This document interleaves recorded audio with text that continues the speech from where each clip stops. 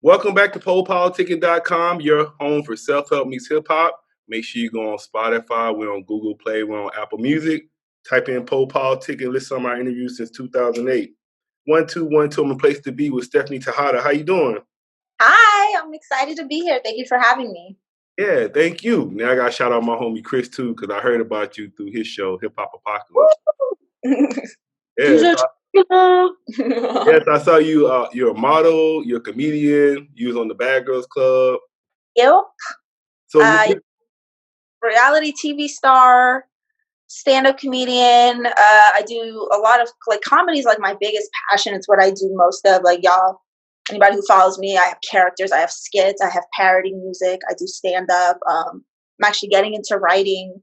So it's comedy is like my heart, but I've done a lot of other stuff. I've modeled, I've been on the Bad Girls Club, I've go-go dance, I have a business. I'm an aspiring actress. I've done a lot of background work and independent stuff. So how did you get involved with comedy? Huh? How did you get involved with comedy? I've always been the goofy, I feel like God brought me to stand-up comedy and showed me what my purpose in life was. But it's something that was always in me and that I was passionate about that I never realized because it was just there. I never realized that it's something. You know what I mean? When something probably you as you do a podcast, you like talking to people and you never thought I should do a career out of this. I should do something because I'm good at talking to people. So I'm a little high right now, so I might ramble.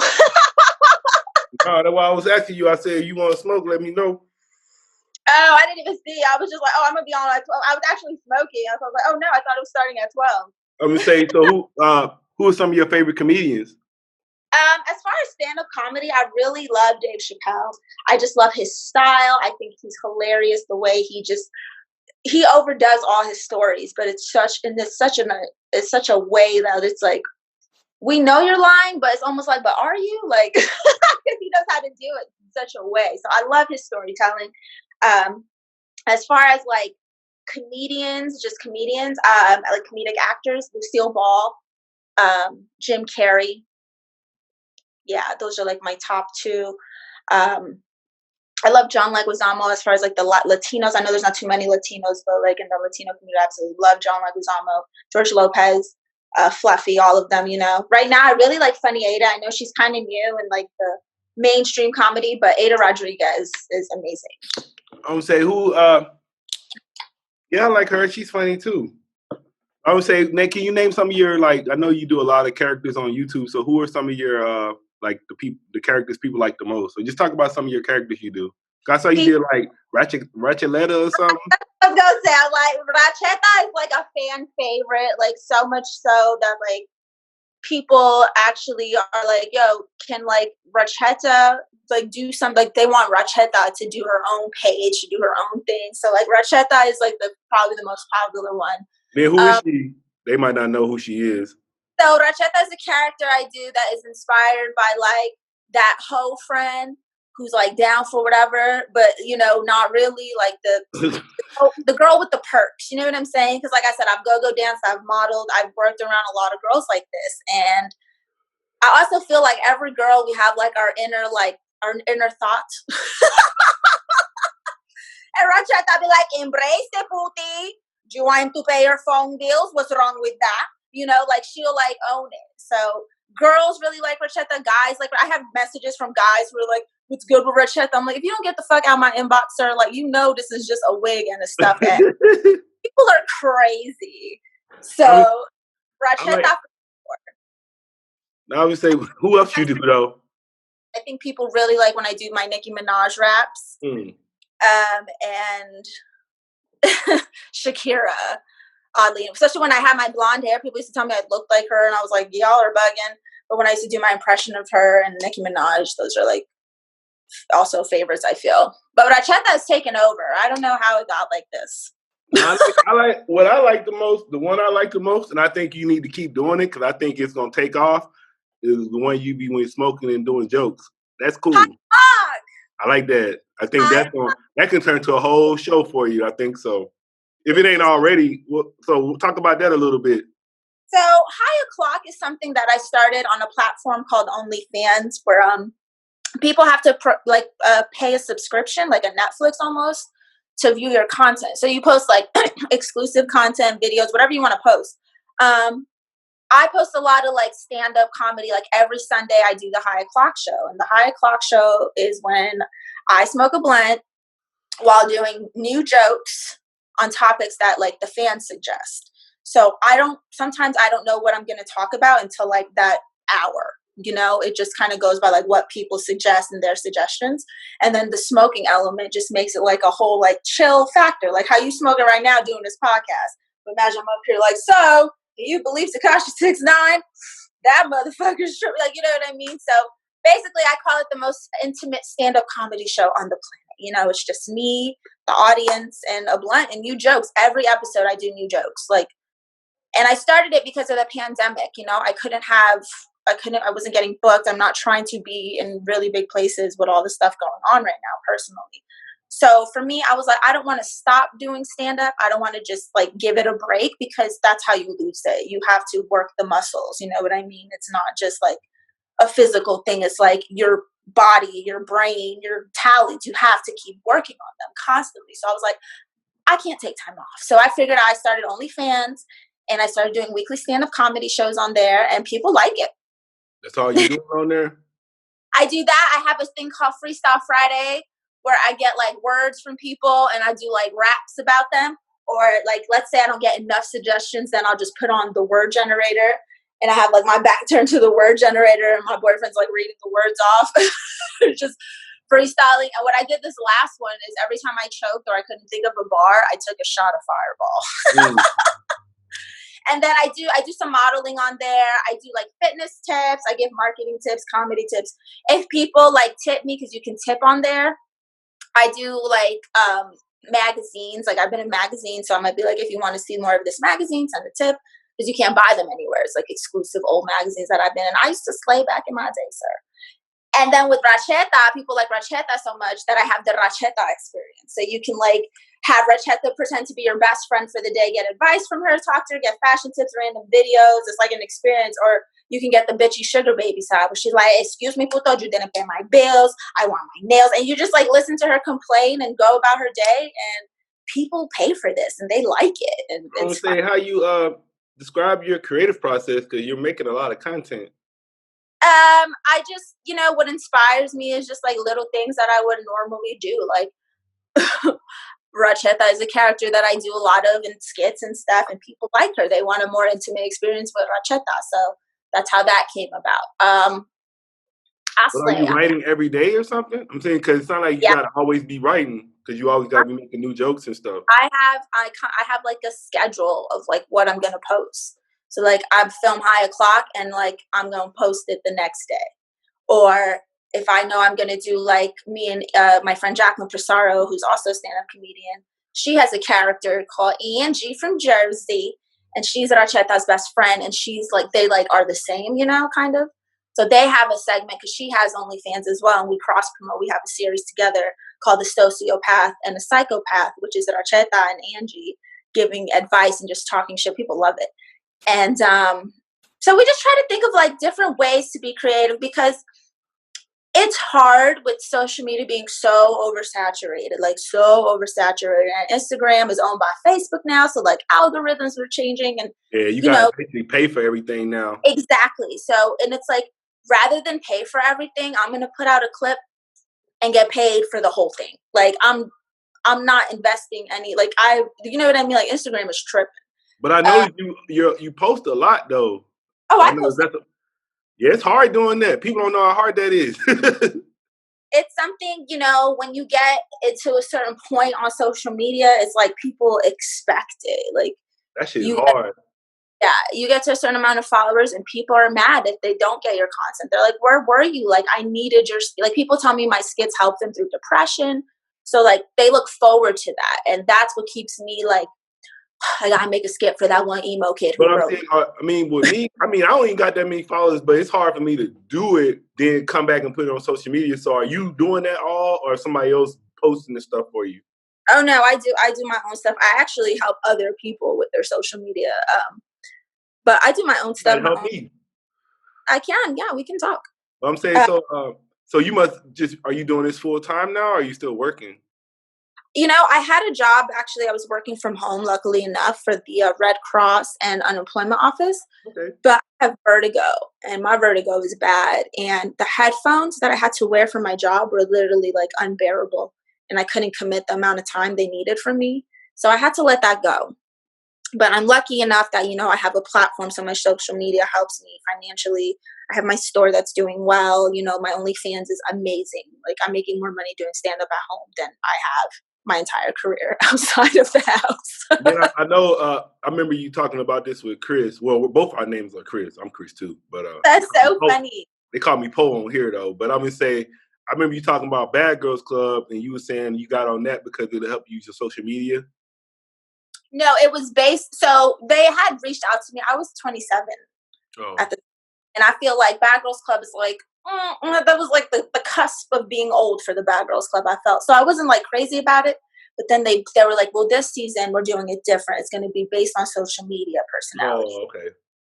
So it was just a good platform to promote my social media on a globally networked program. You know what I mean? So that's kind of why I was like, I'll be the old bitch on Bad Girls Club. And then I wasn't. There was a girl who was older. So that was cool. Do you think it really helped you a lot? Or you was like, I didn't really need that. Oh, I absolutely feel like it helped me. It helped me get to a place where people recognize me outside of my hometown in the most random places. Man. And like people from like the UK write me, and like today people are like, I just saw your season, I love you. And I'm like, where are they playing this? Like, so it definitely is something that, it's the Bad Girls Club. Like, I know a lot of guys don't know too much about it, but Bad Girls Club is like, I used to watch that shit. I like that shit. Girl. So like just being even if I was like visiting in the house, being on it is like something. Like, so I think it's a big deal. But it's not even on anymore, right? They have it like on demand, I think, and like on the Oxygen app you can watch it, and on like online. But people are ghetto, people be using that Fire Stick. So you're in California? Yes, I'm in California now. I moved probably like the same year. I think I came out on TV because I just wanted to keep the momentum going. And I was in Orlando, which I felt like I did Orlando. Like all of Orlando, I've conquered it. That's how I felt. And I was like, there's literally nothing here for me. And I just felt like I needed a bigger opportunity, a bigger scene. So moved to California. I wanted to be out here for my birthday. And I did it. Yeah, because Chris was saying he saw you at a stand-up. So where were you at? Where you performing at out here? At that point, I was doing stand-up for probably like 2 years already. It's going to be 3 years this October, so it's still pretty fresh. I was at Big Al's Pizza. Well, where? Somewhere in California. I forgot what the... I'm in San Diego. Huh? Moreno Valley. Okay. Yeah, I'm going to have to try to... I know what that's at. Yeah, I'm going to have to try to catch you next time. Oh, yeah. I mean, 2021 at this point. We'll see, right? I know. So what are you trying to, like, with your career, where are you trying to go? Like, where do you see, like, if it's perfect for you, what would it be?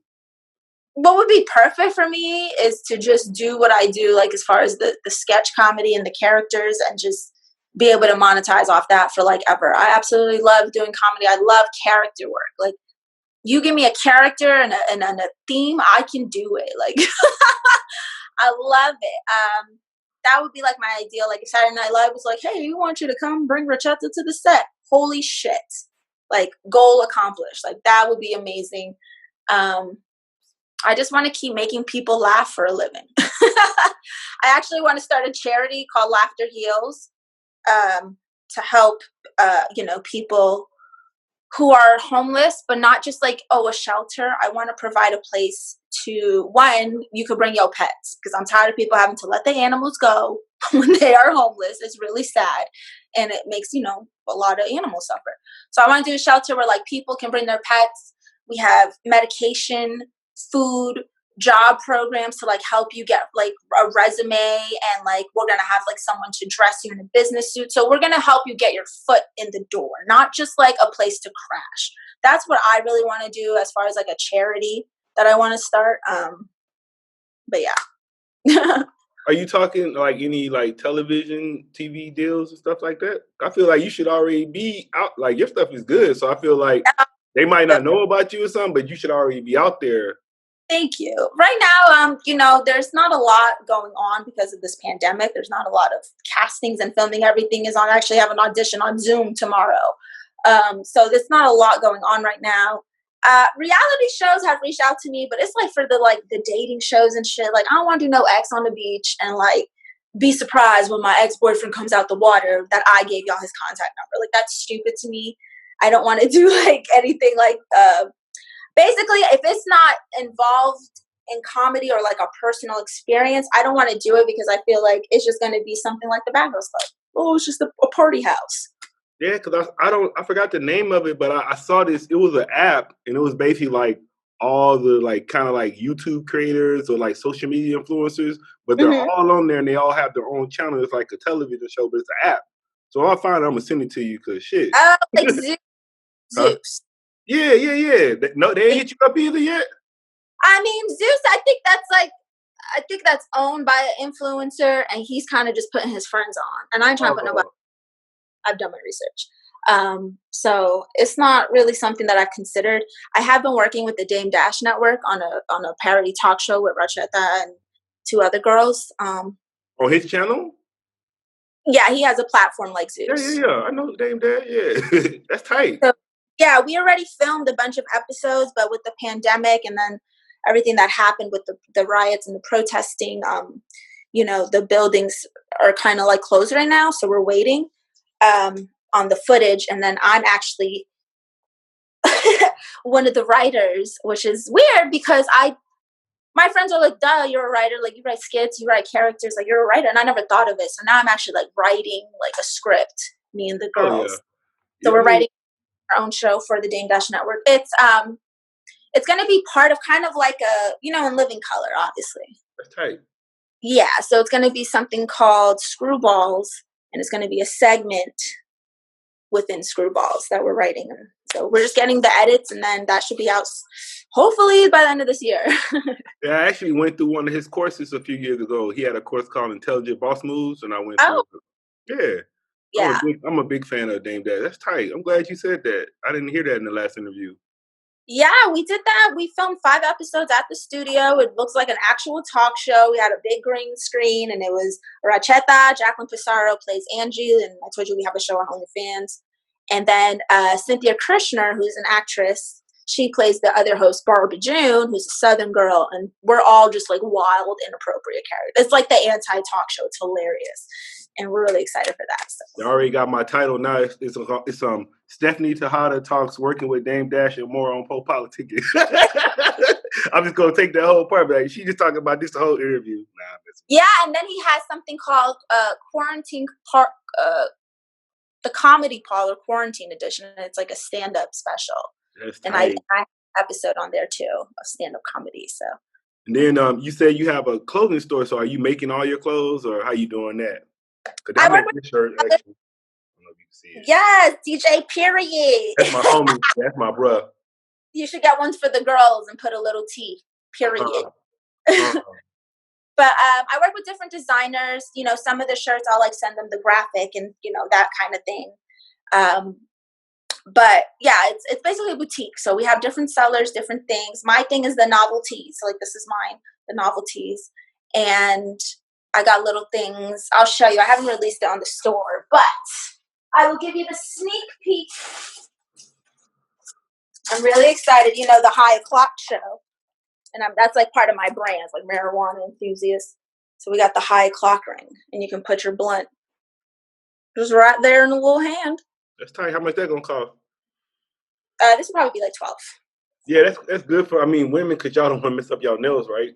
We don't want to mess up our nails, burning our lips. Ew. So what would you say to any it might be like a younger kid, they want to do something like what you're doing right now? What would you tell them? I would say that anything is possible with God. And I know that sounds crazy coming from somebody who's on the Bad Girls Club and models and all this stuff, but I don't think I would have been anywhere without that. And I just feel like you have to believe in yourself. Like, I get shit every day from people, like all the time, crazy things. And if I were to let just one little comment get to me, it would just make a stream of just negativity and self-doubt. And you just got to ignore that shit and realize who you are, honestly, and love yourself first. And have a plan. Don't just go into things blindly. Do your research, strategize. You know what I mean? Don't do things impulsively.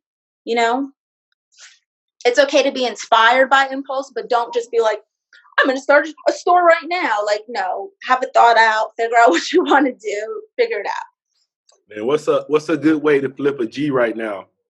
To flip a G right now? Yeah.